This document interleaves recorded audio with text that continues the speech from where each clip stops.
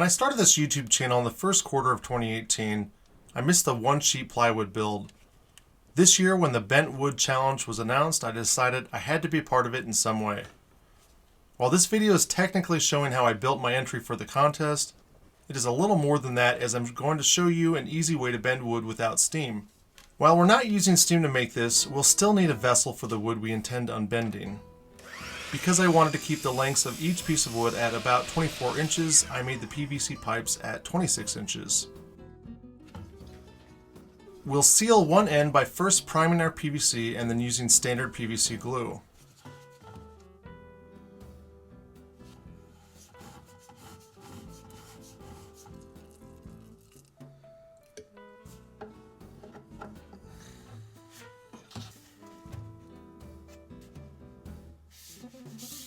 While that's set, I use my thin strips jig to rip oak. If you haven't seen the video for this little device, give it a shot. It makes thin strips in seconds.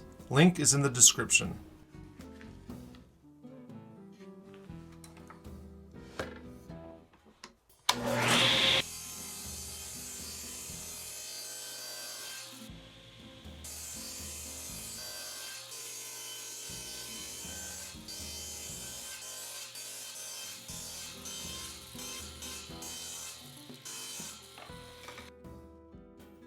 For contrast with the oak, I chose walnut, but since all I had was 4x4 lumber, I decided on a different approach.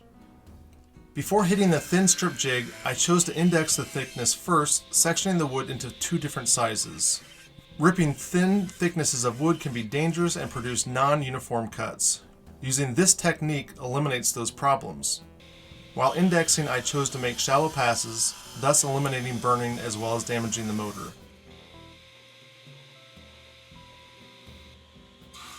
Cutting the index piece of lumber into thin strips at this point was easy and left me with mostly blemish-free wood. I inserted the various different sizes of wood into the open end of my PVC pipe. Now, if you happen to follow me on Instagram, I put a few teases about the mystery liquid I used.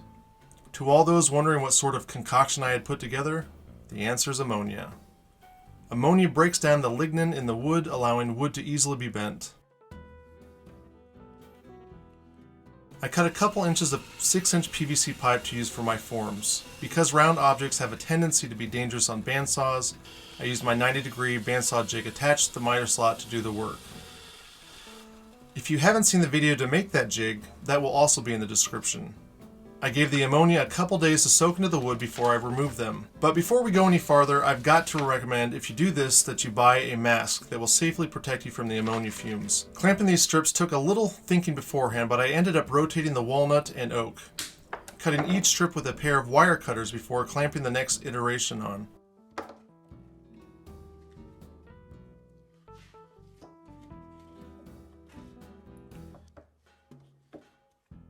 As I progressed, I seemed to use more and more clamps until I got to the end and didn't need any at all.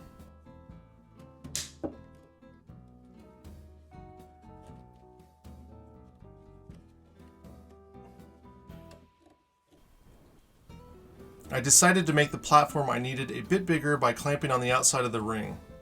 Keep in mind that the wood needs to be fresh from the ammonia. Allowing the wood to dry will lessen the effect that the ammonia will provide.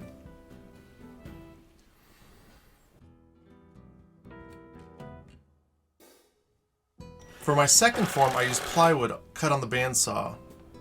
The cut only took 2 passes on the bandsaw and pressed together uniformly.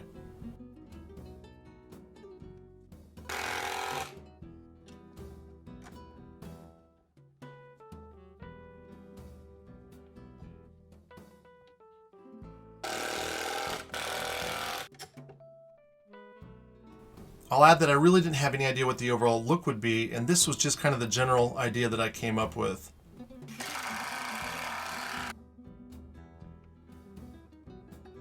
Just like the last form, I let the wood dry a couple days. After air drying, I removed the wood and prepared the surface with tape for gluing.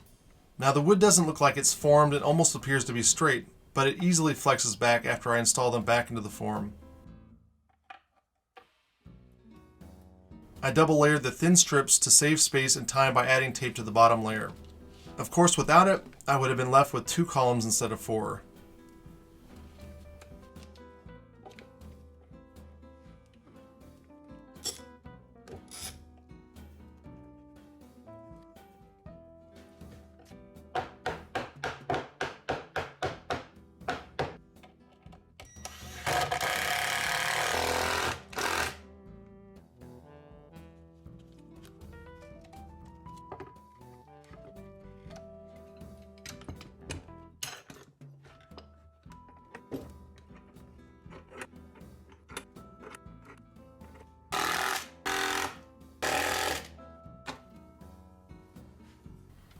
Gluing the rings was a very timely project and took me 32 hours to glue the entire project, allowing 4 hours of dry time between each layer. You'll notice I started off with the spring clamps at the beginning, but they didn't have enough pressure to get the job done, so I finished with 1 and 2 inch C-clamps.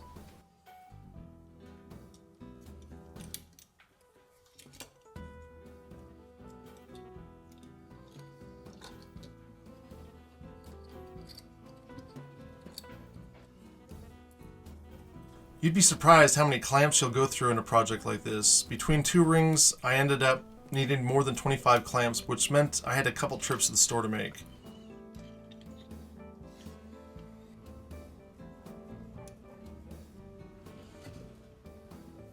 With the columns, I decided to add feet to the bottom, cutting each column a couple inches short at 45 degrees.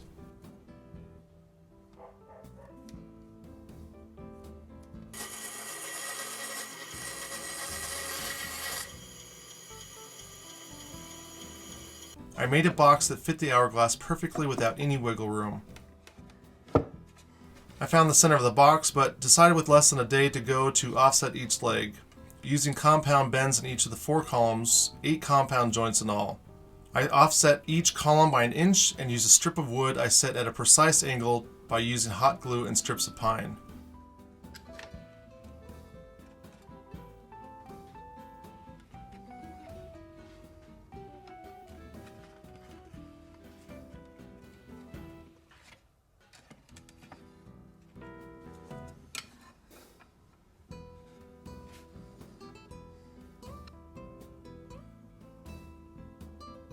On each face of the hourglass, I drew a line that I could line up to the box on the outside walls. This would allow me index marks so that I can find each side of the hourglass.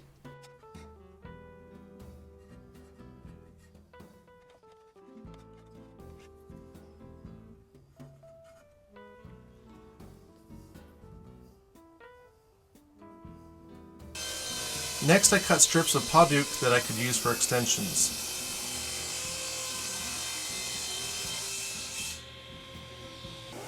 I set my disc sander at a 30-degree bevel and my miter gauge at 30 degrees and simply sanded until I reached the miter angle. From there, I ho-glued the extension on.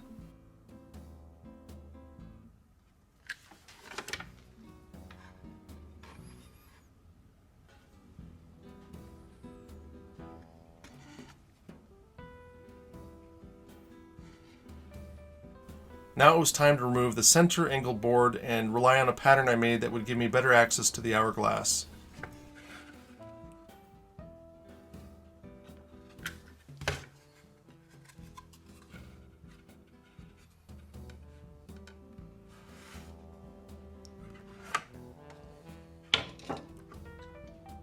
I temporarily hot glued each column to the hourglass and the ends that would be removed to the box. With a pull saw, I very carefully and slowly flush cut the feet to end a blade's width from the top of the hourglass.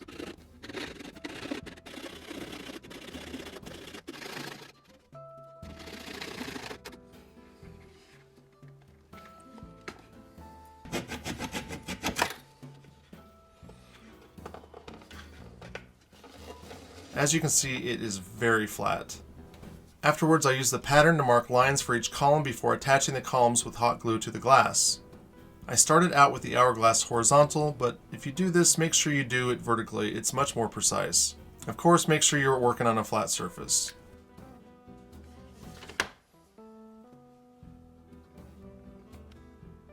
To attach the top and the bottom, I added a little bit of glue to each foot and put some pressure on each side.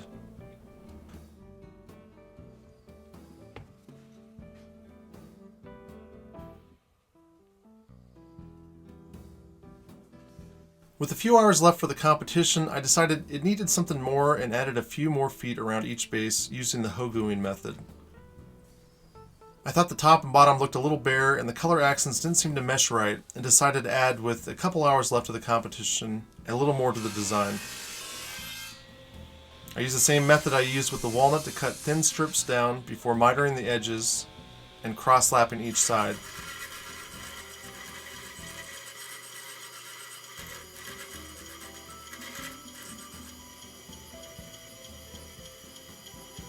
I added a little glue and finished off the design I was looking for.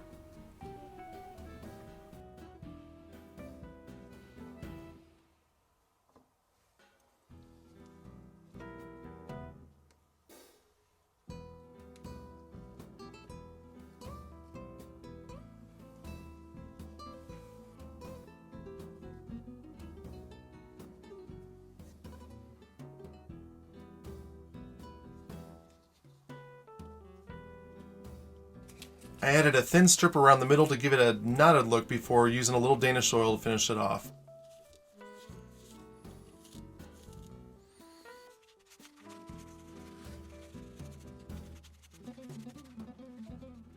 Thank you so much for watching. Give us a thumbs up and subscribe if you haven't already. For some teaser shots of upcoming projects, visit me on Instagram at MakeThingsWithRob.